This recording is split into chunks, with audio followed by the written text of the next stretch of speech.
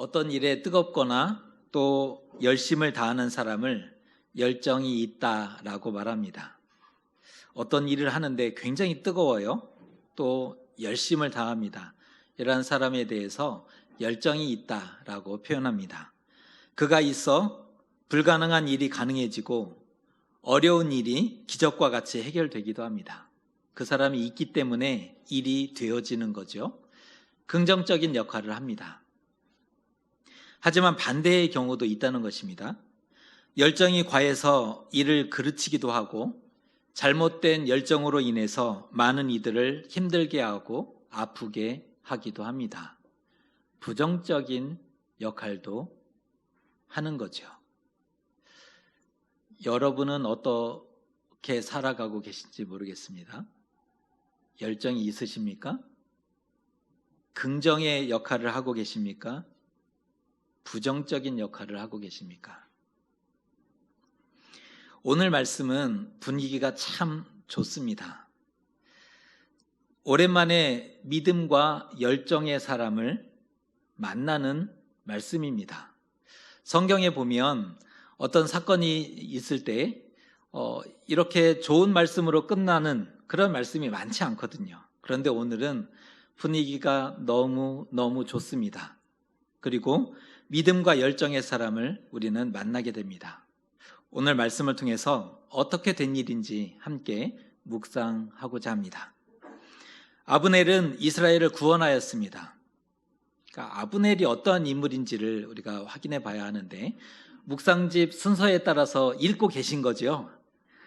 사무엘하, 열왕기 이 말씀은 우리가 주중에 읽으시면 좋을 것 같아요. 읽지 않으시면 주일에 말씀을 나눌 때 좀 다소 어려울 수 있는 그런 말씀이기 때문에 주중에 깊은 묵상까지는 아니더라도 말씀은 한번 읽고 오시면 좋을 것 같습니다. 아브넬은 이스라엘을 구원하였습니다. 통일왕국을 이루기 위한 그 중요한 일을 아브넬이 해냈던 것입니다. 하나님의 말씀대로 다윗이 이스라엘의 왕이 되도록 적극 도왔던 인물이 아브넬입니다. 몇 가지 중요한 일들을 열정적으로 완수해냈음을 알 수가 있는데요. 먼저 11지파의 장로들을 다 설득한 인물입니다. 17절의 말씀을 읽어드립니다. 아브넬이 이스라엘 장로들에게 말하여 이르되 너희가 여러 번 다윗을 너희의 임금으로 세우기를 구하였으니 이제 그대로 하라. 모든 지파들이 원하던 바대로 또 여러 번 요청했던 대로 이제 그대로 하라. 다윗을 왕으로 세우겠다는 뜻입니다. 두 번째 열정적으로 해냈던 일은 그것이 하나님의 뜻임을 천명했다는 것입니다. 다윗을 왕으로 세우자. 그것이 하나님의 뜻이다라고 다시 한번 선언하고 있는데요. 18절의 말씀을 우리가 같이 한번 읽어보겠습니다. 시작. 여호와께서 이미 다윗에게 대하여 말씀하시기를 내가 내 종 다윗의 손으로 내 백성 이스라엘을 구원하여 블레셋 사람의 손과 모든 대적의 손에서 벗어나게 하리라 하셨음이니라 하고, 다윗이 이스라엘의 왕이 되는 것은 하나님의 뜻이었습니다. 하나님이 다윗을 통해서 내 백성 이스라엘을 구원하리라, 블레셋과 모든 원수들의 손에서 구원하겠다 약속하셨기 때문입니다. 그러니 이제 하나님의 뜻대로 합시다. 그 얘기를 적극적으로 열정적으로 해내고 있는 것입니다. 이 말만 놓고 보면 누구보다 믿음이 좋은 사람입니다. 지금 이 아브넬의 말을 놓고 보면 하나님께 열심히 있는 사람입니다. 그뿐 아니라 나라 민족을 누구보다 사랑하는 사람으로 보여진다는 것입니다. 세 번째, 열정적으로 해냈던 일 중에 하나가 불가능했던 베냐민 지파를 직접 설득해낸 사람이었다는 겁니다. 19절의 말씀을 한번 보겠습니다. 아브넬이 또 베냐민 사람의 귀에 말하고 이스라엘과 베냐민의 온 집이 선하게 여기는 모든 것을 다윗의 귀에 말하려고 헤브론으로 가니라. 한번 생각해 보세요. 사울 왕이 전사했다고 해서 베냐민 지파가 왕위 계승권을 포기할 수 있었을까요? 포기 못하는 거죠.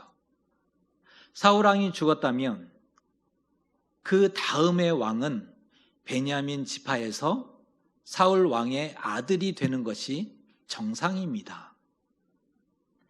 지파의 우두머리 자리를 어떻게 차지했던 12지파 중에 우두머리 자리를 베냐민 지파가 쉽게 내어놓았을까요? 말이 안 되는 거죠. 그런데 아브넬은 자신이 속했던 아브넬이 지금 베냐민 지파 사람이었는데요. 자신이 속했던 베냐민 지파의 귀에 열정적으로 설득함을 통해서 다윗을 지지하도록 만들어냈다는 겁니다. 그 어려운 걸 해냈습니다.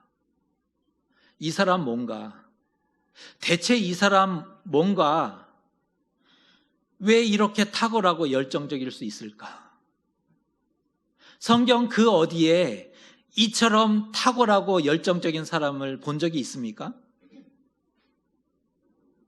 대체 이 사람 무엇이길래 이처럼 열정적이고 탁월한 일을 해내고 있는가?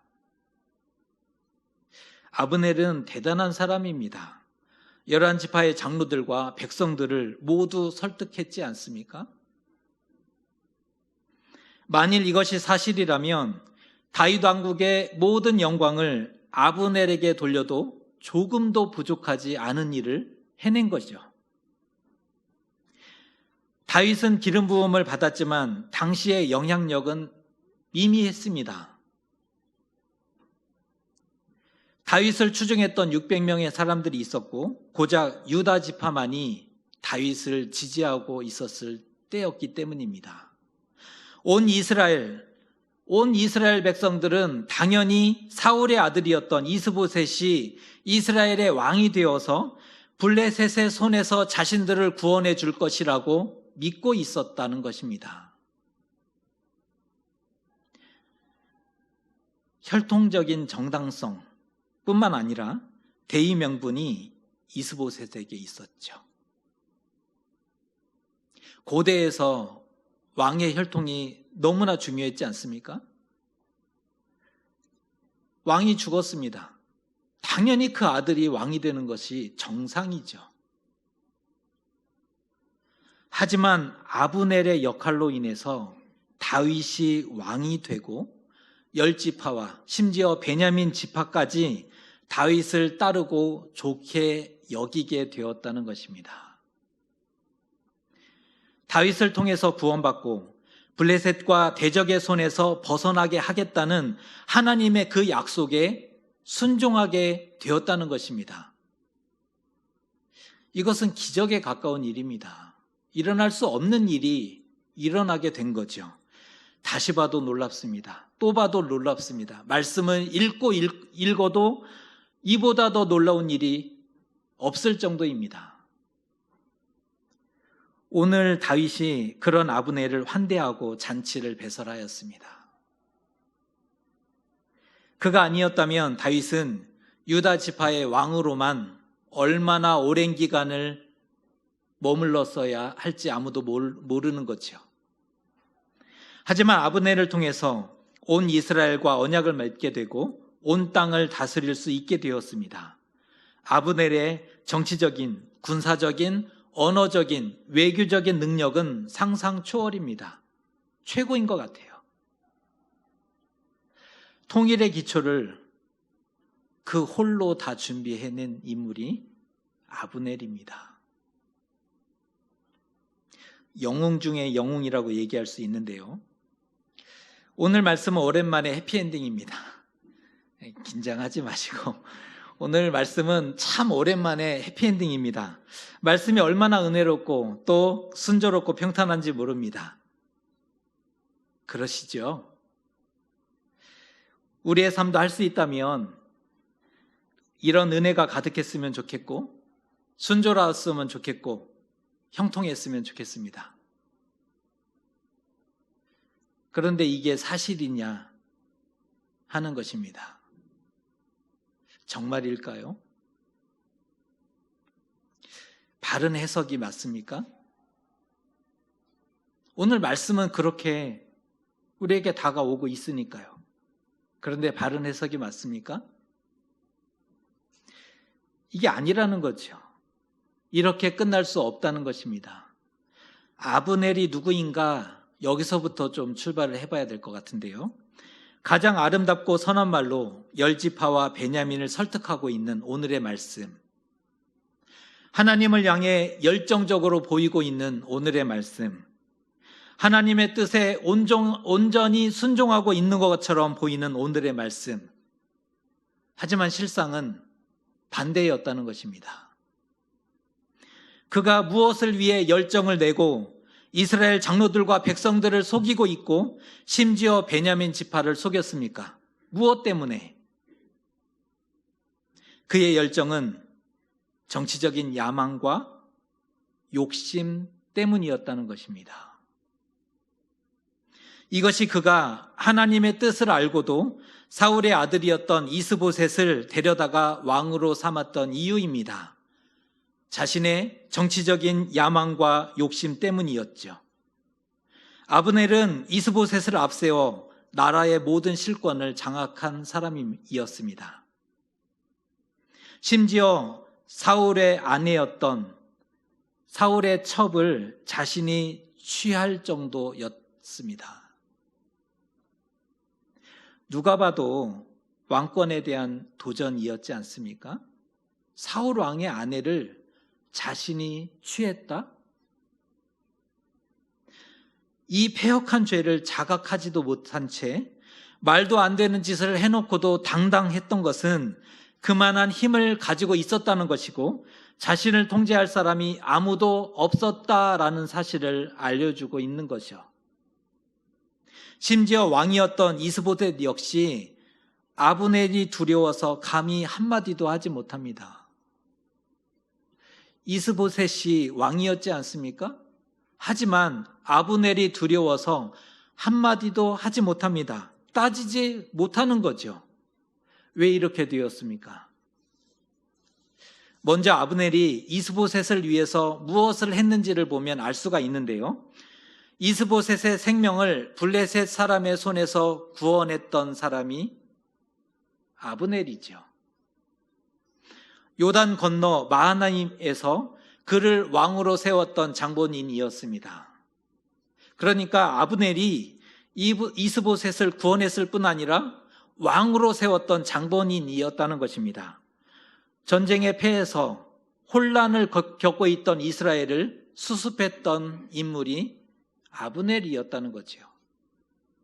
자신의 공로가 이렇게 크거든요. 자신의 공로가 이렇게 큰데 감히 작은 허물을 추궁받자 용서할 수가 없었던 것입니다. 결국 사단이 나고 말았는데요. 아브넬이 화가 치솟아 배신의 끝판왕의 모습을 보이고 있습니다. 그 장면이 오늘 우리가 읽었던 말씀입니다. 3장 9절을 이해를 돕기 위해서 읽어드립니다. 여호와께서 다윗에게 맹세하신 대로 내가 이루게 하지 아니하면 하나님이 아브넬에게 벌 위에 벌을 내리심이 마땅하니라. 지금 뭐 하자는 건지 아십니까? 자신이 세운 왕을 버리고 온 나라와 11지파를 통째로 다윗에게 갖다 바치겠다라고 협박하고 있는 내용입니다. 그것이 본래 하나님의 뜻이라고 우기는 것입니다. 다윗이 왕이 되는 것이 하나님의 뜻이었다. 내가 이 나라를 통째로 다윗에게 갖다 바치겠다. 반드시 내가 이루리라 하나님의 이름으로 맹세까지 했습니다. 웃기는 짬뽕이지 않습니까? 우리가 오늘 읽은 말씀은 실제로 배신을 실행하는 장면인 거예요. 우리는 말씀을 문자 그대로 은혜롭게 읽어냈지만 사실은 실제로 배신을 실행하는 장면인 것입니다. 그가 뜨거웠던 이유는 여호와 하나님을 위해서가 아니었습니다. 그가 뜨거웠던 이유는 이스라엘 백성을 위해서가 아니었습니다. 자신의 야망과 욕심 때문에 뜨거웠을 뿐이었습니다. 앞서 아브넬은 이스보셋을 왕으로 세우는데 열정적이었다 말씀을 드렸는데요. 하나님의 뜻을 몰랐다면 그는 이스라엘의 군대 장관, 한 나라의 군대 장관이라는 자리가 얼마나 중요한 자리였습니까? 하나님의 뜻을 몰랐다면 군대 장관이라는 자격이 없는 사람이었습니다. 만일 하나님의 뜻을 알고도 그리했다면 하나님을 배신하는 행위였습니다. 이후에 수가 틀리자 이스보셋을 배신하고 이번에는 열정적으로 다윗을 돕고자 합니다. 배신을 하는 거죠. 이중간첩도 아니고 이 사람 가만 보면 엑스맨입니다. 완전히 엑스맨의 역할을 하고 있습니다. 왜 배신했습니까? 자신의 야망과 욕심 때문이라고 말씀을 드렸습니다. 이것이 아브넬이 가졌던 열정의 원천이고 동력이었습니다. 그 열정이 어디에서부터 나왔느냐? 자기의 야망과 욕심에서 나왔다는 것입니다. 자기가 좋을 때는 간이라도 내줄 것 같이 합니다. 열심히 특심합니다. 모든 일을 다 할 것 같이 그렇게 살아갑니다. 하지만 사이가 깨지고 기분 나쁘고 마음에 안 들면 배신하죠. 자기 뜻대로 안 됐기 때문입니다. 말하자면 자기 야망과 욕심이 있었는데 만족치 못하고 뜻대로 안 되니까 나라를 통째로 팔아먹고 배신했다는 것입니다. 보면 그냥 악한 거예요. 본래 그런 사람이고 악인이었다는 것입니다. 예수님 당시에도 자신의 뜻대로 안 되자 가룟 유다가 그랬지 않습니까? 본래 악한 사람이었습니다. 혼자 의로운 척, 믿음 좋은 척, 하나님을 위하는 척, 백성을 위하는 척, 교회를 위하는 척 했을 뿐입니다. 그런 사람이 있습니다. 그런 사람이 되지 마시고 그런 사람을 만나지 마셨으면 좋겠습니다. 결코 유쾌하지 못합니다. 그런 사람이 될 필요도 없고 그런 사람을 만날 이유도 없는 것입니다. 사단이 좋아하는 종류의 인간입니다. 이렇게 표현해서 죄송하지만 사단이 좋아하기 딱 좋은 인간입니다. 이용하기 너무 좋죠. 욕심은 많죠. 열정은 있죠. 능력까지 있으니 사단이 쓰기에 사단이 앞잡이로 적절하지 않습니까? 하지만 그렇게 살다간 모든 것을 이룰 수 있다는 것입니다. 하나님이 가만두시겠는가? 행한 대로 갚아 주시지 않겠습니까? 결국 아브넬은 모든 것을 얻은 바로 그날 요압에 의해서 죽임을 당하게 됩니다. 내일의 말씀으로 이어지는데요. 모든 것을 얻은 바로 그날 요압 장군에 의해서 죽임을 당하게 되는데요. 요압은 다윗의 군대 장관이었지 않습니까? 아브넬이 자신의 동생 아사헬을 죽였기 때문에 피해 복수를 감행한 것입니다. 율법에 의하면 정당하지 못한 살인에 대해서 복수하도록 되어 있는데 자신의 동생을 죽였어요. 그래서 요압 장군이 피해 복수를 단행한 것입니다. 아브넬은 자신의 죄로 인해서 죽임을 당하게 됩니다. 결국은 자신의 죄가 자기 자신을 치게 된 것입니다. 죄가 문 앞에 엎드려 있는데 피할 방법이 있겠습니까? 죄가 문 앞에 엎드려 있는데 어떻게 피할 도리가 있겠습니까? 지난주에 바로가 되지 말고 하나님의 백성을 보내라 말씀을 드렸는데 이번 주에 하나님의 뜻을 빙자하여 자기 야망과 욕심을 꾀하지 말고 진실하라 말씀을 드리고 싶습니다. 열정을 의심해야 합니다. 남의 열정 말고 우리 자신을 위한 적용인 것입니다. 우리 안에 있는 열정을 의심하셔야 합니다. 지금 하나님을 향해 뜨거우십니까? 믿지 마세요. 뜨거움이 선이 아닙니다. 뜨거움을 믿지 마십시오. 악을 행하는데도 뜨거울 수 있어요. 뭘 해도 뜨겁더라. 그 사람은 그냥 뜨거운 사람입니다. 하나님의 뜻을 이루어 드리는 것처럼 포장했지만 야심과 야망과 욕망의 결과라면 참담한 결과를 가져올 수 있는 것입니다. 하나님이 만일 행한 대로 갚아주신다면 어찌 하시려고 그러십니까? 하나님이 세웠던 다윗이 날이 갈수록 강하여지고 번성하고 복이 넘치는 것과는 대조적일 수밖에 없지 않겠습니까? 인생을 열정적으로, 삶을 열정적으로 살아내는 것은 중요할 수 있습니다. 그런데 지금 하고자 하는 것이 하나님을 위한 것인지 나 자신을 위한 것인지 점검해야 한다는 것입니다. 지금 우리가 하고자 하는 것이 하나님을 위한 일인지 나 자신을 위한 일인지 점검해야 된다는 것입니다. 바른지 두드려 보고 가야 되지 않겠습니까? 바른 길이라면 더 열심히 가야 될 것이고 그렇지 않고 마음에 찔림이 있다면 그 길에서 돌이켜야 하는 것입니다. 하나님의 뜻을 알고도 악을 행하는 것은 죄이고 죽음을 자초하는 것이 될 수밖에 없습니다. 그럼에도 결국은 모든 것이 하나님의 뜻대로 되었음을 보게 됩니다. 이상하게도 모든 것이 하나님의 뜻대로 되었습니다. 마침내 다윗이 왕이 되었고 하나님의 구원이 이루어졌지 않습니까?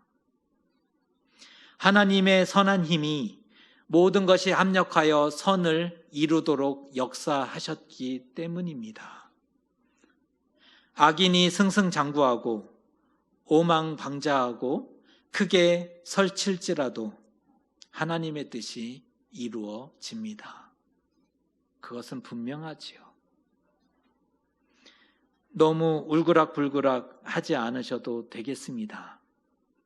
조급해하지 않으셔도 불안해하지 않으셔도 되겠습니다.